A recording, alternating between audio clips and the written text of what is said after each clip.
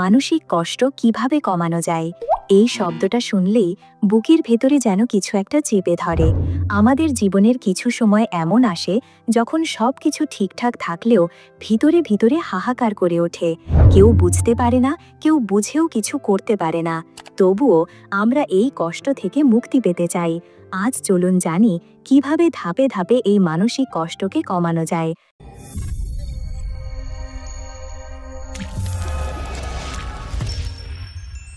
প্রথমত, নিজের কষ্টকে অস্বীকার করা যাবে না। অনেকেই ভাবেন, আমার কষ্ট করার কি আছে, মানুষ তো আরও বেশি কষ্টে আছে। কিন্তু আপনার যেটা কষ্ট সেটা আপনাকেই ভোগ করতে হচ্ছে। তাই সেই কষ্টকে মেনে নেওয়া, তাকে স্বীকার করে নেওয়া খুব জরুরি। নিজেকে বলুন, হ্যাঁ আমি কষ্টে আছি এবং আমি চাই সেখান থেকে বেরিয়ে আসতে। দ্বিতীয়ত, কারো সঙ্গে মনের কথা ভাগ করে নিন। কথা বলুন যে কোনো একজন বিশ্বাসযোগ্য মানুষের সঙ্গে, হোক সে আপনার বন্ধু, পরিবারের কেউ অথবা এমন একজন যাকে আপনি শ্রদ্ধা করেন। শুধু কথা বললেই আপনার সমস্যা হয়তো মিটবে না, কিন্তু মন অনেকটা হালকা লাগবে। এই ছোট একটা জিনিস অনেক বড় একটা বোঝা কমিয়ে দিতে পারে। তৃতীয়ত, প্রকৃতির সঙ্গে যুক্ত থাকুন। প্রকৃতি আমাদের অনেক কিছু শেখায়, কিন্তু আমরা সেটার দিকে মন দিই না। দিনে অন্তত 10 মিনিট গাছের নিচে বসে থাকুন, খোলা আকাশ দেখুন, পাখির শব্দ শুনুন। প্রকৃতির এই নীরবতা আমাদের ভিতরের অস্থিরতা কমিয়ে দেয়। বিজ্ঞানও বলছে, প্রাকৃতিক পরিবেশে কিছু সময় কাটালে মানসিক চাপ অনেকটাই কমে যায়।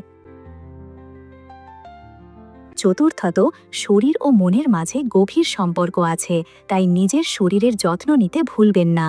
ভালো ঘুম, সঠিক খাবার আর নিয়মিত কিছু ব্যায়াম, এই 3টা জিনিস মানসিক সুস্থতার জন্য খুব গুরুত্বপূর্ণ। রাতে দেরি করে ঘুমাতে যাওয়া, সারাদিন মোবাইল স্ক্রলে ডুবে থাকা, এই অভ্যাসগুলো মনকে আরও ক্লান্ত করে তোলে। সুতরাং দৈনন্দিন জীবনে ছোট ছোট পরিবর্তন আনুন। সকালে হাঁটুন, রাতে ঘুমানোর আগে মোবাইল বন্ধ করে দিন আর চেষ্টা করুন একটু নিয়মিত থাকতে। পঞ্চমত, আত্মিক শান্তি খোঁজ করুন। যদি আপনি একজন বিশ্বাসী মানুষ হন, তাহলে নামাজ, দোয়া, জিকির কিংবা কোরআন তেলাওয়াত আপনার মনের ভার কমাতে পারে। আল্লাহর সঙ্গে একান্তে কথা বলুন। এমনকি আপনি যদি জানেনও না কি বলতে হবে, তবুও চুপ করে তার সামনে বসে থাকুন। এই নীরবতাও ইবাদতের অংশ।